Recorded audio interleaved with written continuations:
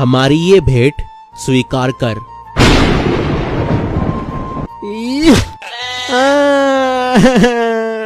केन, अब तुम भी अपनी भेंट वेदी पर रखो। परमेश्वर ने केन की भेंट। ये तुम क्या कर रहे हो? क्या बना रहे हो? बलि वेदी, जिसने हमको पैदा किया और इतनी बड़ी दुनिया दी, उसके लिए हम बलि देंगे।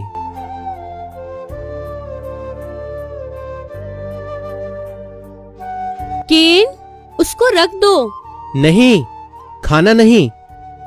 वो तुम्हारा नहीं, वो परमेश्वर के नाम हो चुका। तुम्हें दूसरा देंगे। केन, मैं और लाती हूँ। पर ये अच्छी बात नहीं। केन को समझ में आना चाहिए कि क्या उसका है और क्या उसका नहीं है। बच्चा है, जब बड़ा होगा तो समझ जाएगा। हे परमेश्वर, तू जो हमें सबसे ज्यादा प्रिय है, हे परमेश्वर, तूने जो हम सबको बनाया है, हे अनादिकाल परमेश्वर, तू जो सबसे बड़ा है, हम तुझे याद करते हैं और हम तेरे नाम पर ये बलि लाए हैं। हमारी ये भेंट स्वीकार कर।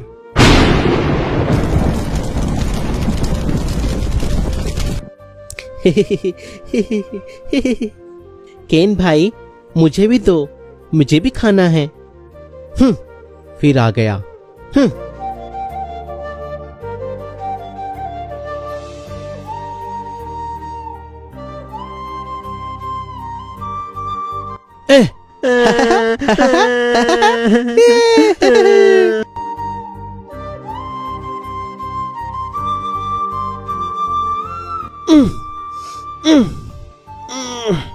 केन, क्या कर रहे हो?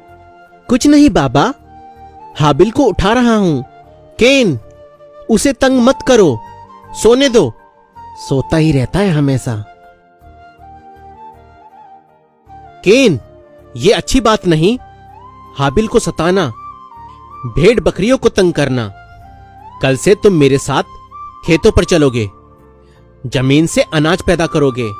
भेड़ बकरियों की देखभाल हाबिल करेगा। सुबह तैयार रहना और चलना मेरे साथ।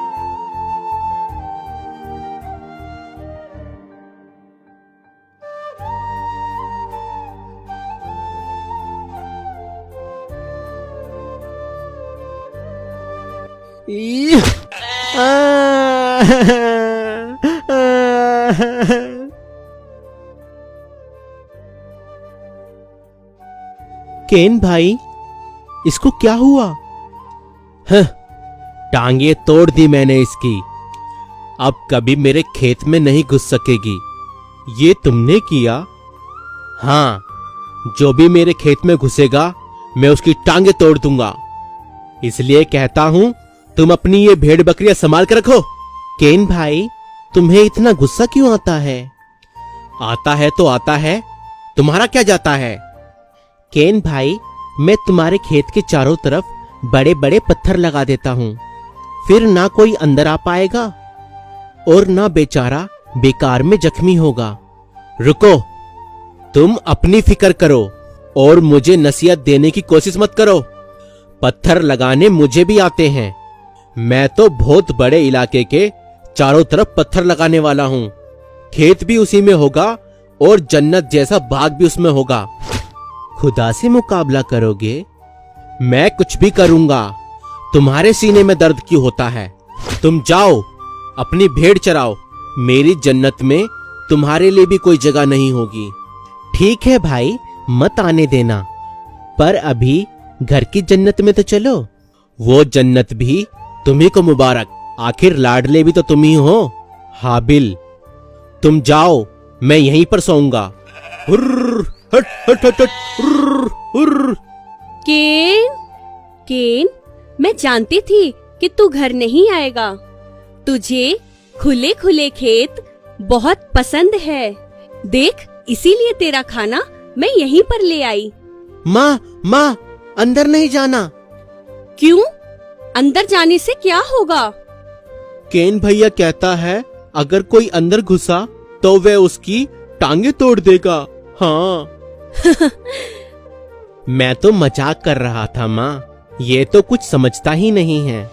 आओ अंदर आ जाओ। हाबिल, तुम भी आ जाओ। नहीं माँ, मुझे डर लगता है। मुझसे नहीं, तुम्हारे गुस्से से। अच्छा ठीक है, तू जा बाबा के पास, मैं आती हूँ थोड़ी देर में। अच्छा माँ। हुर हुर हुर हुर हुर ह, ह, ह, ह। केन, मैं जानती हूँ तू अच्छा है। हमें ये सब कुछ परमेश्वर ने दिया है। हमें परमेश्वर का शुक्र करना चाहिए, है ना? जब तेरी फसल पक जाएगी, तब उसमें से कुछ हिस्सा हम परमेश्वर को बलि में देंगे।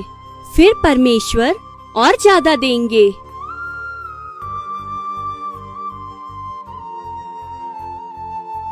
ये केन, हाबिल, जल्दी आओ, यहाँ सब तैयारियां हो चुकी है। आता हूँ। बलि चढ़ानी है या अनाज को आग में झोंकना है? मैं इतनी मेहनत और पसीना बहाकर फसल उगाता हूँ। ये मेरी भेंट है, चढ़ा दीजिए, फिर परमेश्वर और देगा। तुम्हारा हाबिल बहुत अच्छा है, इसके मन में विश्वास है। केन भी बहुत अच्छा है, इसके मन में भी विश्वास है। हाबिल, अपनी भेंट बलि वेदी पर रखो।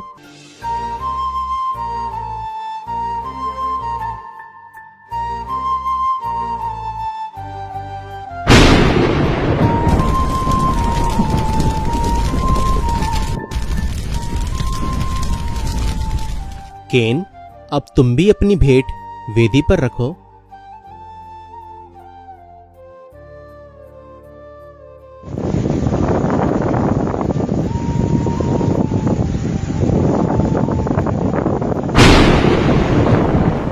परमेश्वर ने केन की भेंट स्वीकार नहीं की। रुको केन भाई, केन भाई, केन भाई। तब केन अति क्रोधित हुआ और उसके मुंह पर उदासी छा गई।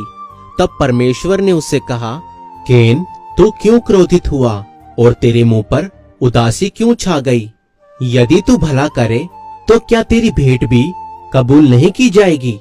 यदि तू भला नहीं करेगा तो पाप की लालसा तेरी ओर होगी और तुझे पाप के ऊपर प्रभुता करनी है। पाप पर प्रभुता कर, पाप को अपने ऊपर प्रभुता ना करने दे। केन भाई, केन भाई, केन भाई, केन भाई। या फसाद की सारी जड़ तुम हो। तुम नहीं थे तो माँ बाप का लाडला मैं था। बहुत अच्छे हो तुम, है ना? अब ऐसे ही पड़े रहो, तभी अच्छे लगोगे। केन, हाबिल, कहाँ हो तुम?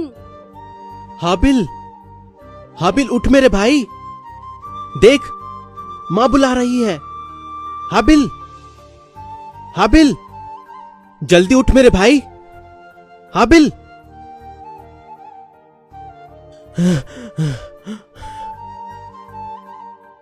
केन, तुम्हारा भाई कहाँ है? मुझे नहीं मालूम। क्या मैं अपने भाई का पहरुआ हूँ, पहरेदार हूँ? केन, तुमने पाप किया है। वो जमीन साक्षी है जहां तुम अपने भाई का खून बहा कर आए हो। अब भूमि का भी श्राप है तुम पर।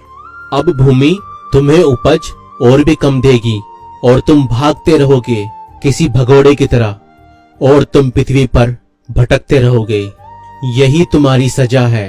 नहीं, नहीं, मेरी बर्दाश्त से कई ज्यादा है मेरी सजा। अनजाने में मुझसे ये पाप हुआ है। अगर परमेश्वर मुझे माफ करने वाला है तो मैं उससे अपने गुनाहों की माफी मांगता हूँ। सुनो केन, तुमने जो कहा मैंने सुना, लेकिन तुमने अपने भाई की हत्या की है, इसीलिए मैं तुम्हें दाग देता हूँ।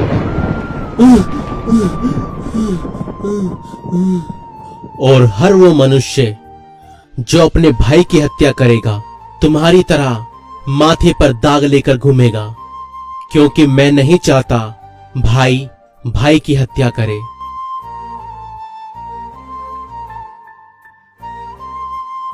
क्या हुआ? क्या हुआ? ये तो हाबिल है। इसे क्या हुआ है? हाबिल, हाबिल, हाबिल बेटे, क्या हुआ? ये कुछ बोलता क्यों नहीं?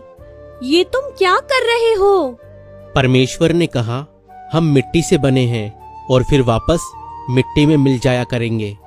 हाबिल, हाबिल, इसमें तो सांस नहीं है। हाबिल की सांस परमेश्वर ने वापस ले ली। क्या इसकी सांसें परमेश्वर वापस कर सकते हैं?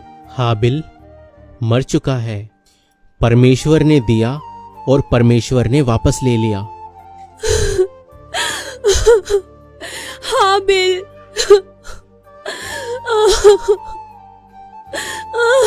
हाबिल मेरा बेटा। हव्वा, परमेश्वर पर भरोसा रखो, वो हमेशा देने वाला है। पहले भी दिया, आगे भी देगा। ये दुनिया का पहला अपराध था। एक भाई ने एक भाई की हत्या की थी। आज भी जब कोई किसी की हत्या करता है तो दरअसल